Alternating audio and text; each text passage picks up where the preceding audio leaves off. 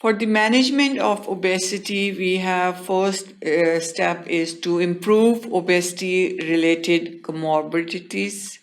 Then lifestyle modification, diet and exercise is one of the very important management steps to control obesity.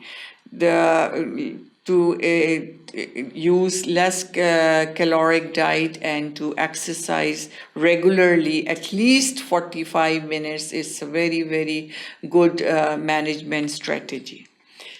And this is usually for the BMI body mass index, which is 25 to 30 kilogram per square meter. For this BMI, we should use diet and exercise strategy.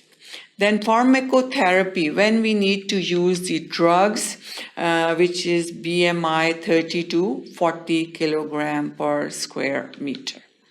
Then surgery is done when there is BMI which is more than 40 kilogram per square meter. So all these are different management strategies. Depending on BMI of the obese person, we should manage it accordingly.